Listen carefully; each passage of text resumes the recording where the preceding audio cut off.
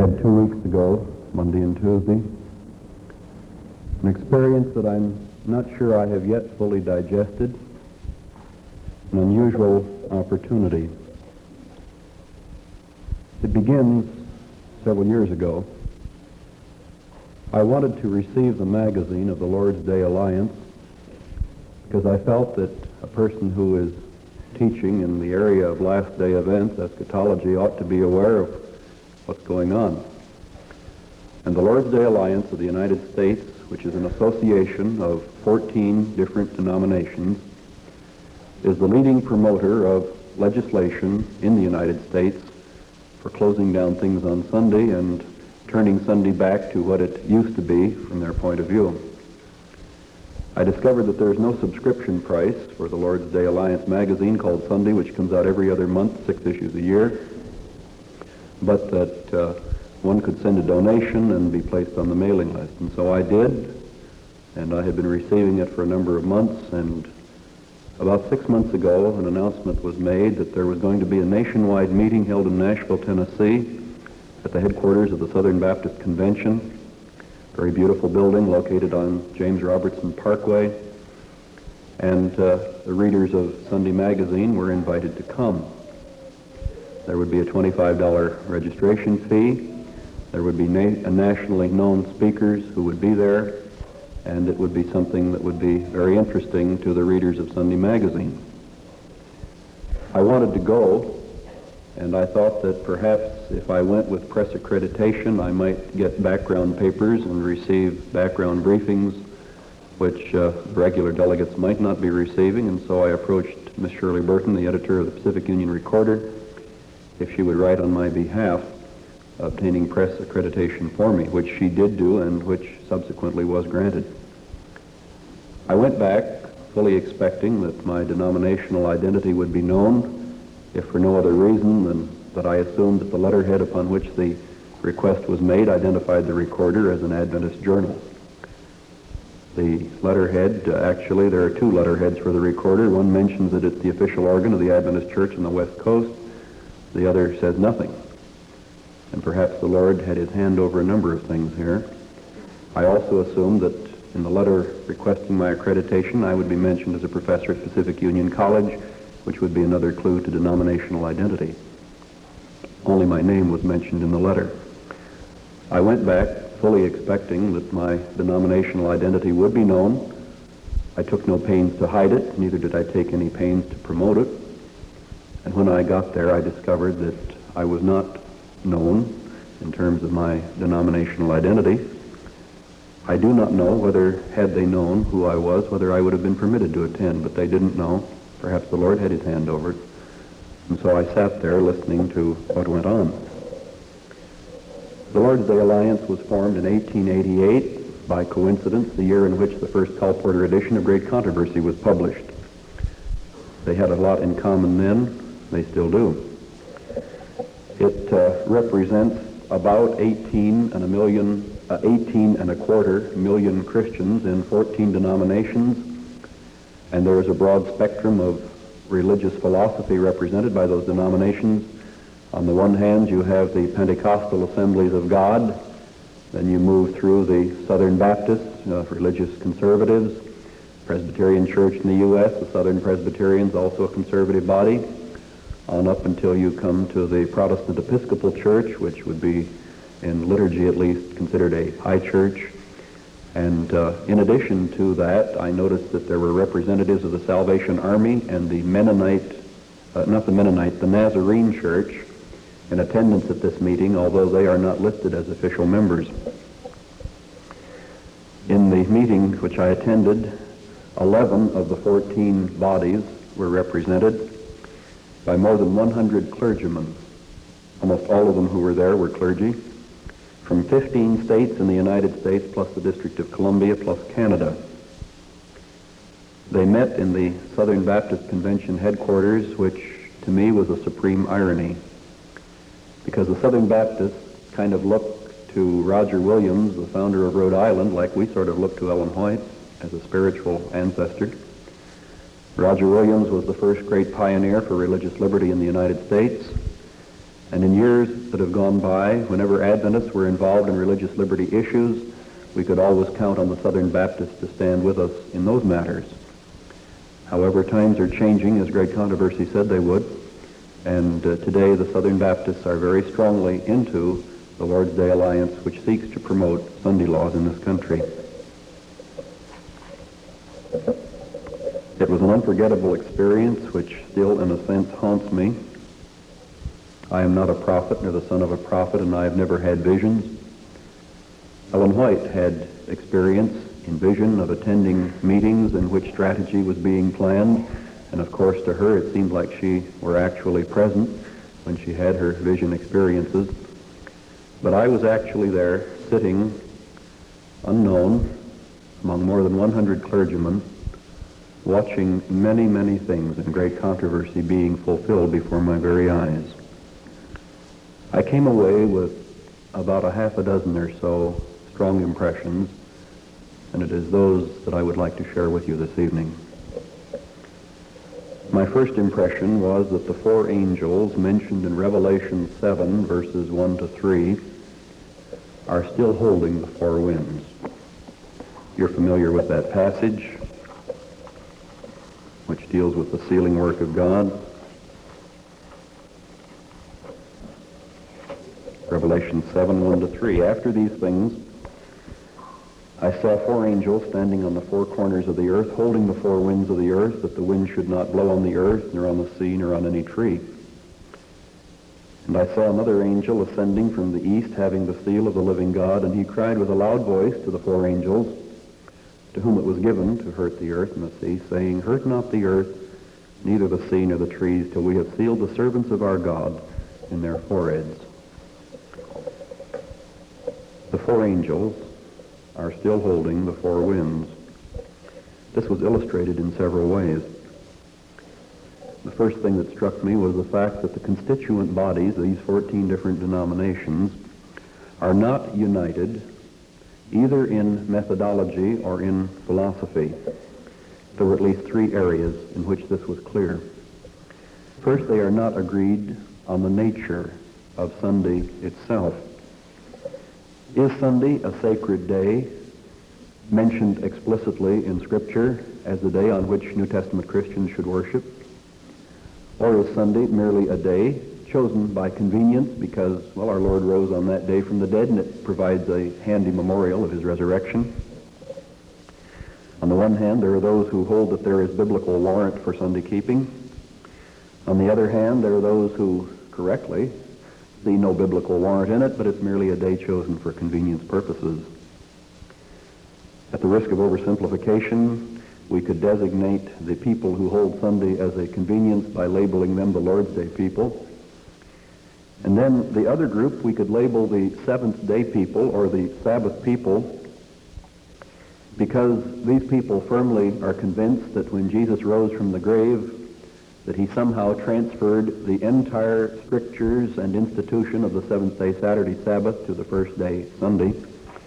And everything that the Old Testament says about the Sabbath now applies to Sunday. They use all of the Seventh-day Adventist key texts to prove their points. They are at somewhat of a loss to be able to put their finger on one verse of the New Testament in which this transfer is explicitly explicated. But these were the two groups. Most of the Lord's Day Alliance people, and I would guess that the larger number of the people attending this convention are of the opinion that Sunday is the New Testament Sabbath, and everything that the Old Testament says about the Sabbath applies to the New Testament. And Dr. Harold Lindsell, the editor of Christianity Today, who read one of the four major papers, even went so far, I have never heard a clergyman go this far before, but he went so far as to claim, quote, special revelation.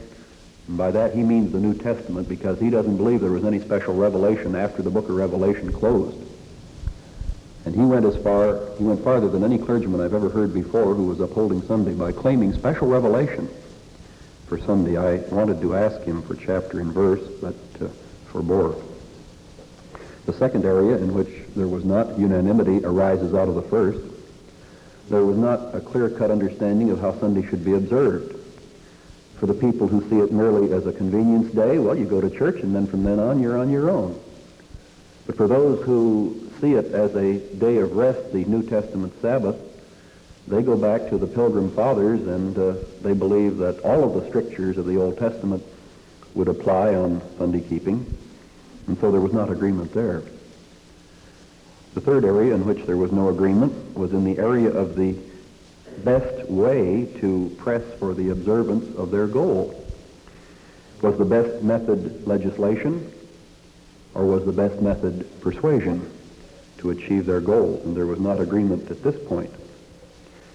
I think the majority of the people who were there were militantly in favor of legislation, and I think the majority viewpoint was illustrated by a question that was raised on the floor during one of the proceedings, in which someone, I don't know who it was, out loud asked the question, what denomination represented here has any legislative proposals to make for furthering our goals with regard to Sunday?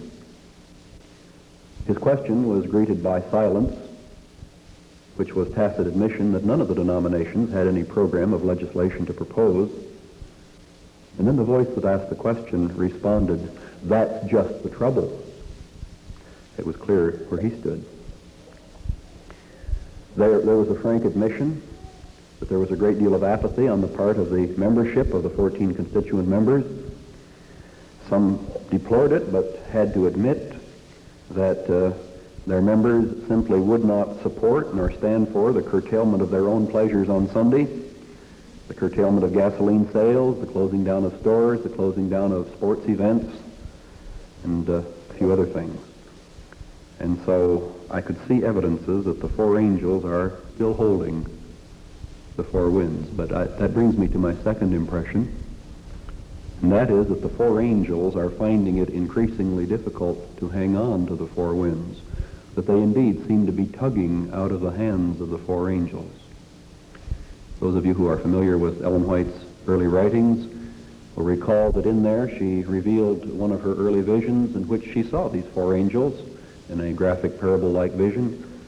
And she saw this fifth angel come, and the fifth angel said to the four angels, "Hold, hold, hold, until the servants of our God are sealed in their foreheads." And it's more graphic in early writings than it is in Revelation 7, 1-3, that the four angels were beginning at the end of time to have a hard time hanging on to those four winds, and that God sent a fifth angel from heaven to tell them it isn't quite time to let go yet. Hold on. I saw a number of instances in which it seemed like the four angels were finding it increasingly difficult to hang on to the four winds. First of all, in each presentation that was made, there was a universal expression of a sickening, sinking, desperate feeling that the United States of America is going down the drain. One speaker, in anguished tones, cried out to his fellow churchmen, "We are busy rearranging the deck chairs while the Titanic is going down."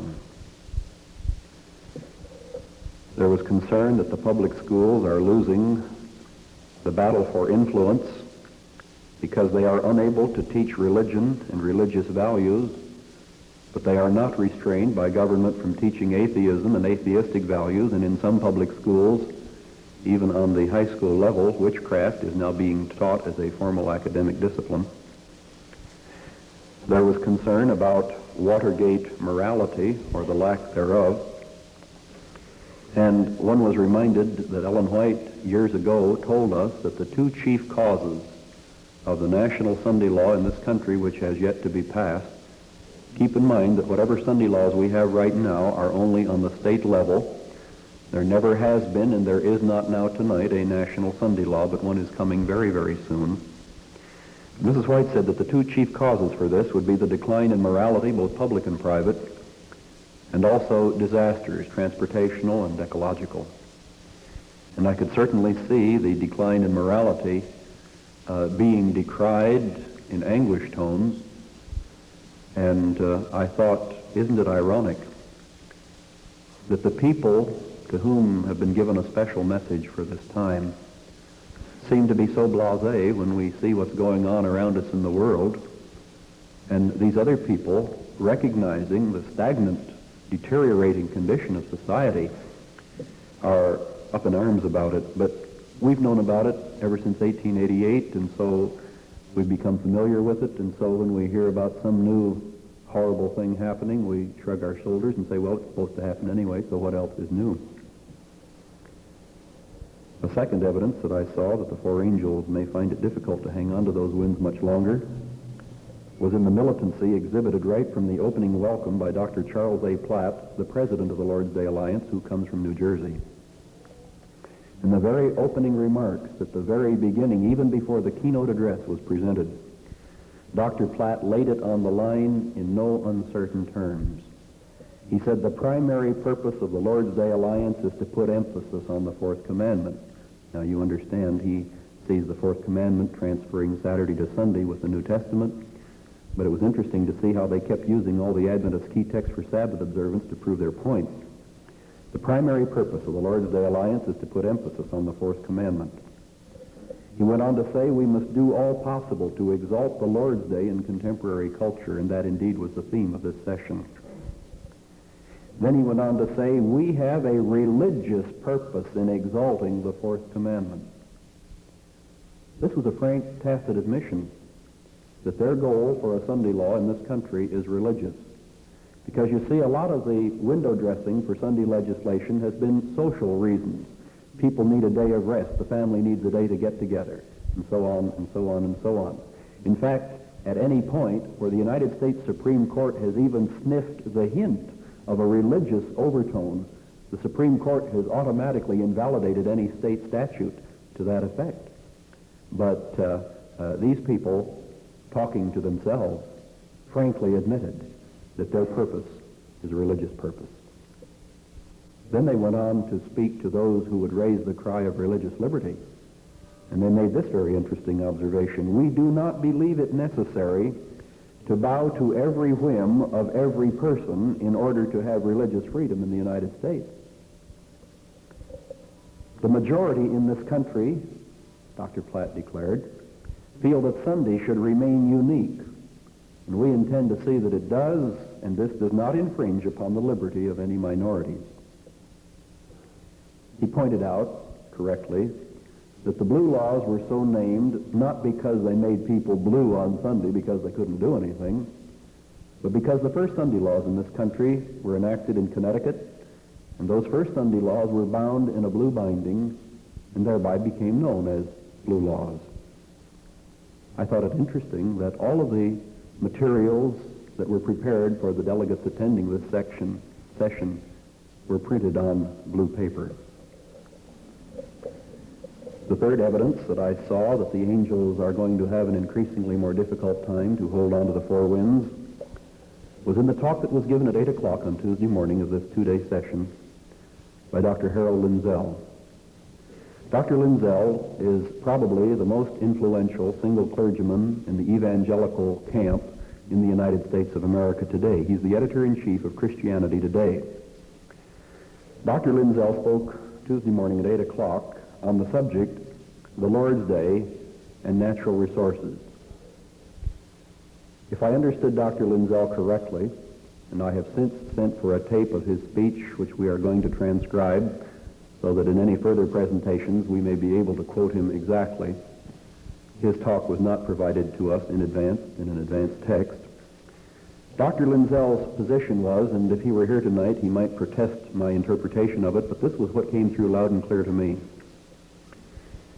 If we can't get a Sunday law in the United States for the right reason, and for him that meant special revelation, then let's get a Sunday law for any reason that we can, and the best thing on the horizon right now is the energy crunch.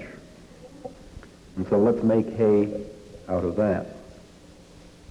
May I digress for just a moment and take you back exactly 2 years to November 1973. That was when the energy crunch was upon us in its most exaggerated and aggravated form, when we had to queue up in gas stations to get gasoline, and we might wait as long as 2.5 hours, as I did down at something called Fast Gas in St. Helena, which at this time wasn't. I had a funeral that afternoon, and so I went down at 12 o'clock. The funeral was at 2. I went down at 12 o'clock, and I got in a line that was more than a mile long. And then 3 cars in front of me, at 1:45, they ran out of gas. Here is the patience of the saints. Well, that was 2 years ago.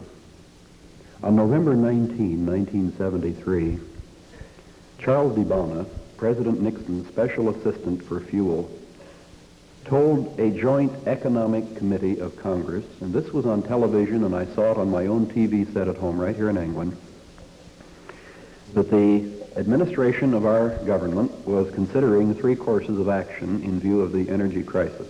First, they were considering a ban on all Sunday driving. And he pointed out to this select committee that 25% of all gasoline used in private cars is consumed over weekends. And if you don't sell gasoline on weekends, you automatically limit any vehicle to a radius of how far it can go and return on 1 tank of gas. The second thing they were proposing was a ban on service station operation over weekends.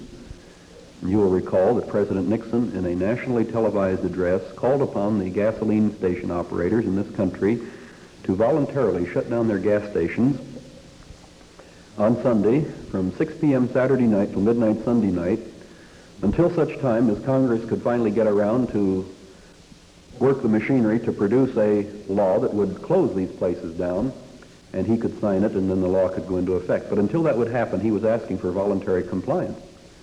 And you saw what happened in this country. Almost every gasoline station was shut from 6 o'clock Saturday night until midnight on Sunday night.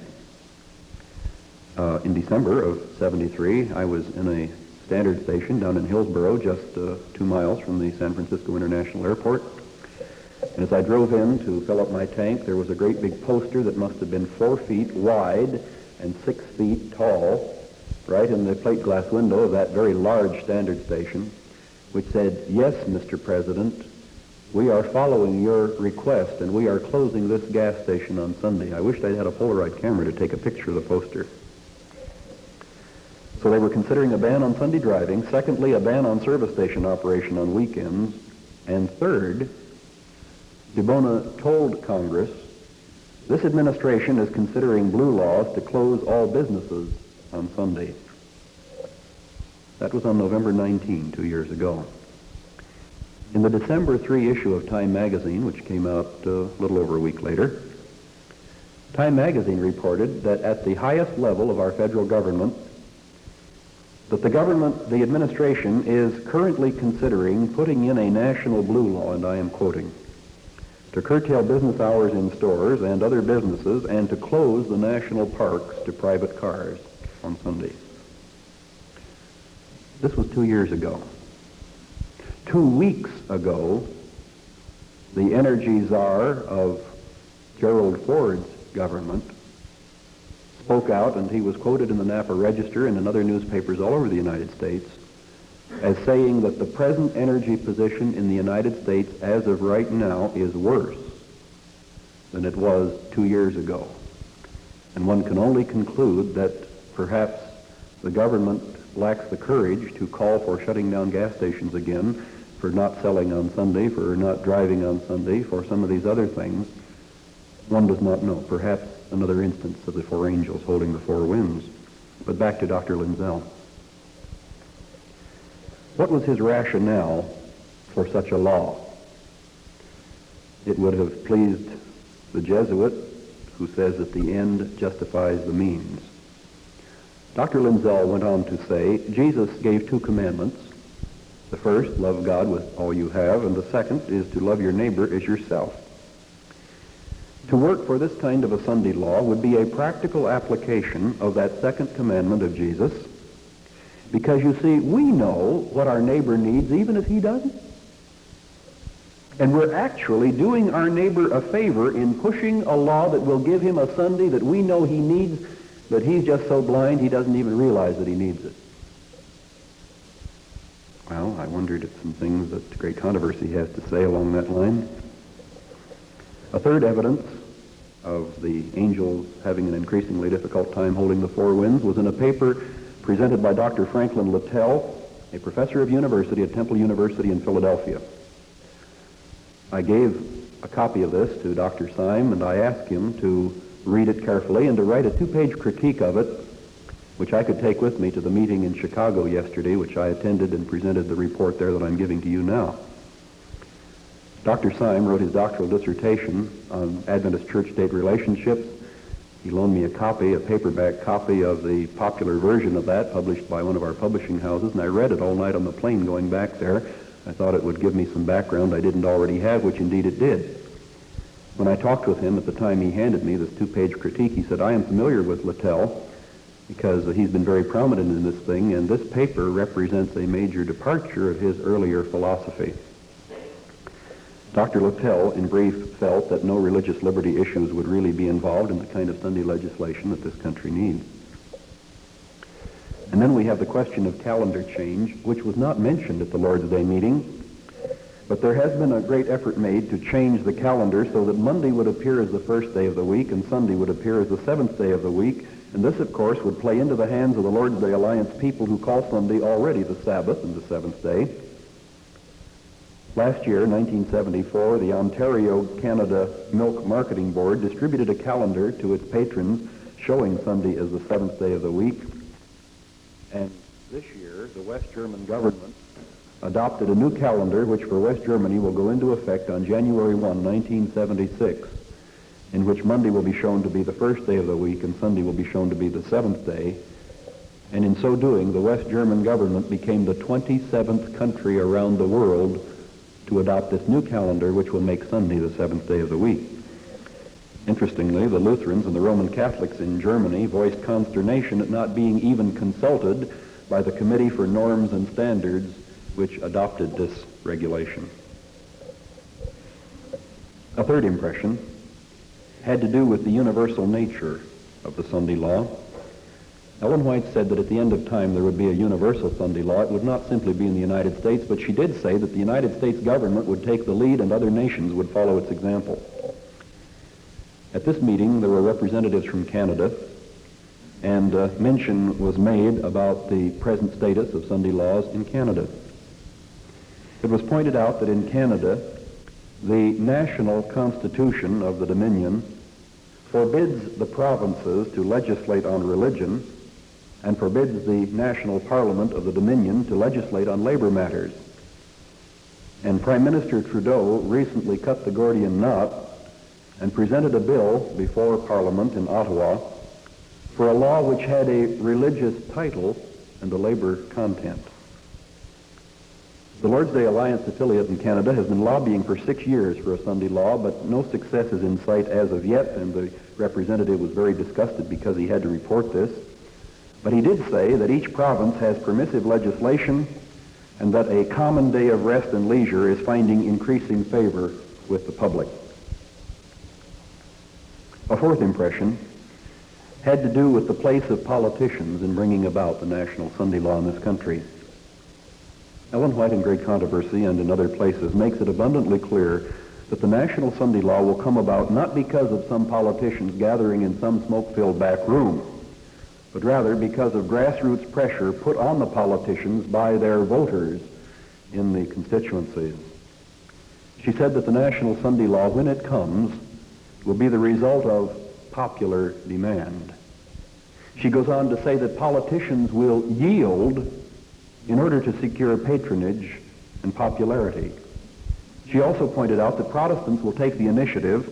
They will be foremost in this activity, and that Protestant clergy will be especially active in it. And as far as I could tell, there were no Roman Catholic representatives at this meeting of the Lord's Day Alliance. But back to the politicians. Today, in this country and in many other places around the world, politicians are in ill odor. The Canadian delegate spoke contemptuously of the politicians in Canada as slippery politicians who will promise you anything.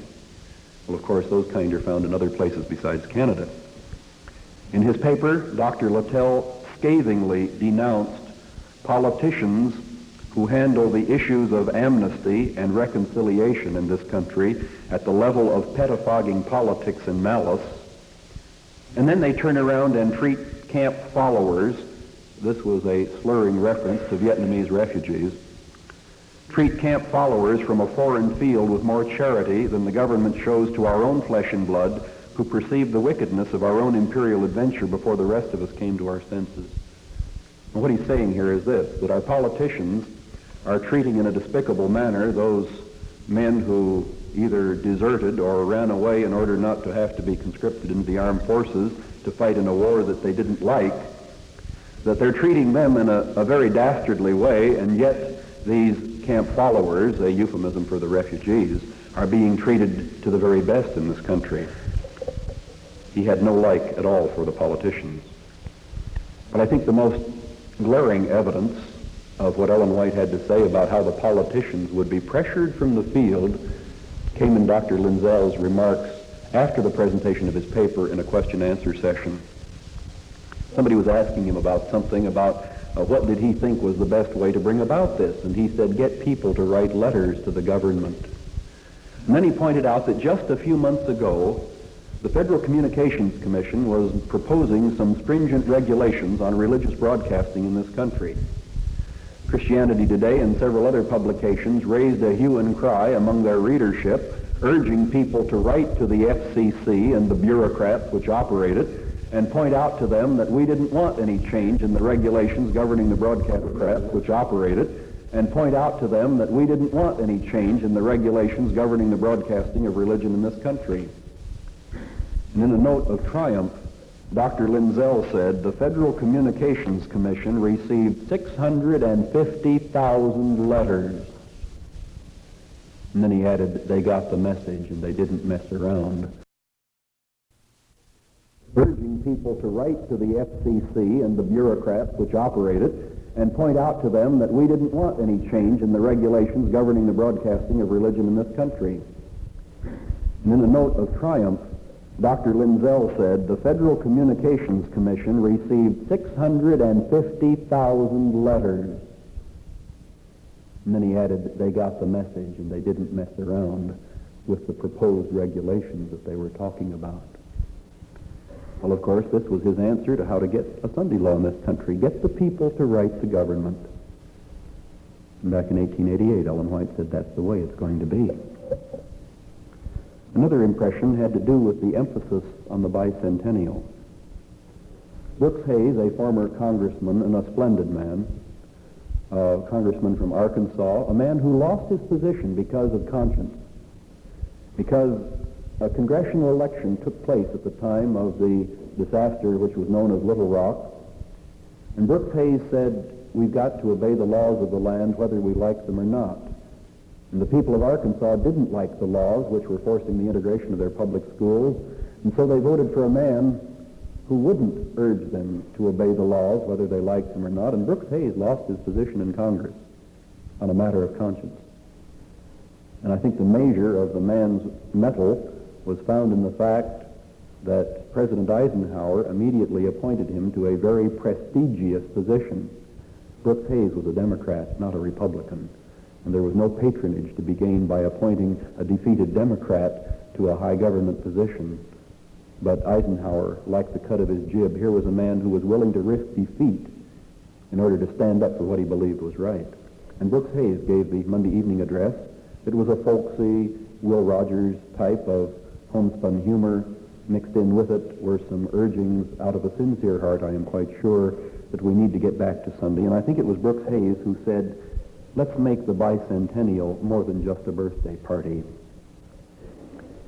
Whereas most of the emphasis on the bicentennial in this country today is that we go back to 1776 and the Founding Fathers, the Lord's Day Alliance emphasis is not to go back to 1776, but to go back to 1620, Plymouth Rock, the Pilgrims who were Puritans, and the Puritans who had Sunday laws. Dr. Littell in his paper pointed out that 12 of the original 13 colonies all had, for all practical purposes, established religion, in other words, a state church.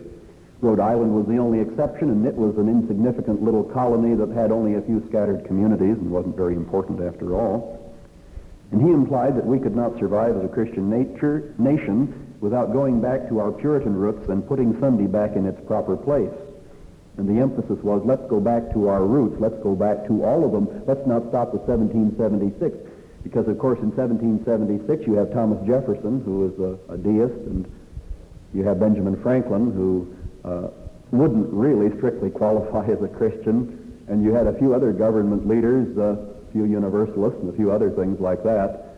And they don't want to go back to 1776. They want to go back to the God-fearing Puritans who had their Sunday laws. And climaxing all of this, Dr. Platt, in his very opening presentation, pointed out in a note of triumph that in 1976, next year, the 4th of July will fall on Sunday. And he said, let this Sunday be the climax to a tremendous campaign which will begin to launch here for bringing Sunday back to where it belongs on the 200th anniversary of the independence of this country. Another emphasis was the effort to tie Sunday to the Bible, which I've already mentioned. The opening address was given by Dr. Jewett, Paul Jewett, who is a professor at Fuller Theological Seminary in Pasadena. He's the author of this book, which is put out by Erdman, entitled The Lord's Day, A Theological Guide to the Christian Day of Worship. He, incidentally, was Dr. John Staples' major professor when Dr. Staples did his doctoral work at Fuller. And he was the speaker at the previous 1968 session, 7 years ago, at Valley Forge. The location itself was significant for this patriotic group. And he admitted in his opening remarks that he really had very little new material to give other than what he had given, but he felt that perhaps his presence in the keynote address was significant, and I shared that conviction with him. The Lord's Day Alliance was pushing this book. They were selling it at a 50-cent discount, and so I bought a copy. They raised questions. Dr. Jewett raised questions that I had never heard before, and it reminded me again that sometimes we as ministers are answering questions people are no longer asking, and that we aren't answering the questions they are asking. And he raised several issues that I had not heard about before, and I try to be reasonably well informed. And so I got a copy of the book. And if you want to know what the questions are that you've got to answer, you ought to get a copy of Dr. Jewett's book.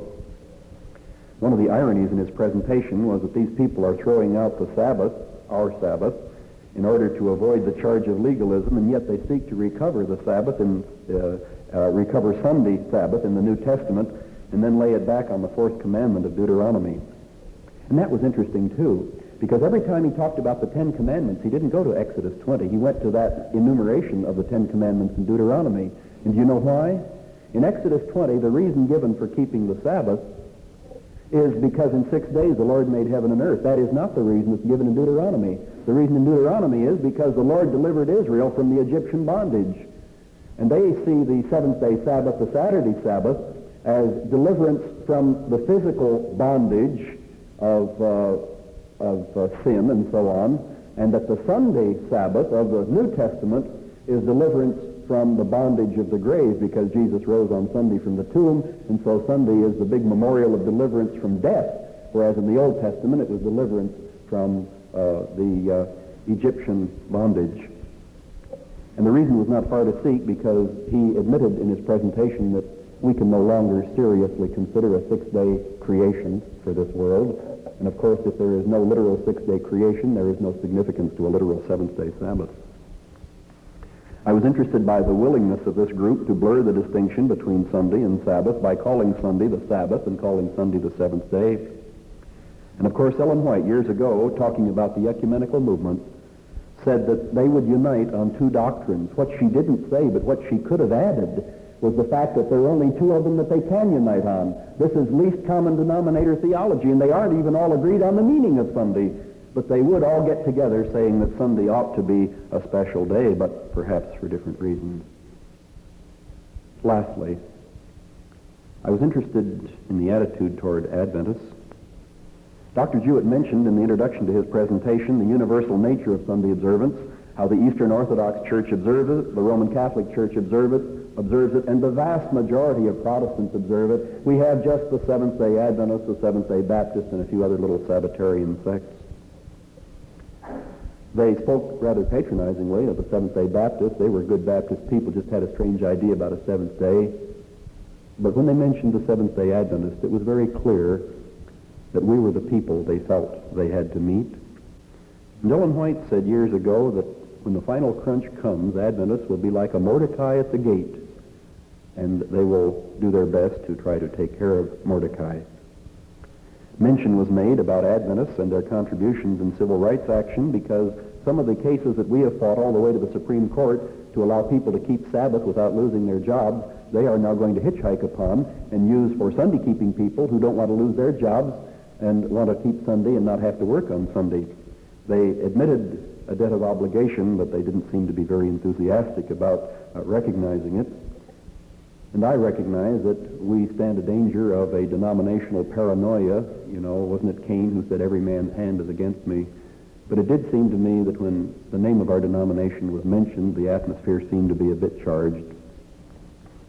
I was interested to note the great fear that they expressed about Adventist belief and activities because the actual facts of our growth rate and our evangelistic activity do not warrant the degree of anxiety which they expressed. In conclusion, Ellen White said that the task that confronts the church today, before the National Sunday Law is passed, is a gigantic public education campaign to let people know what are the issues involved. If you don't know what the issues are, you can't educate anybody else. The challenge I would leave with you this evening is that you know what the issues are and then do your part in making them plain to the world. That's the benediction.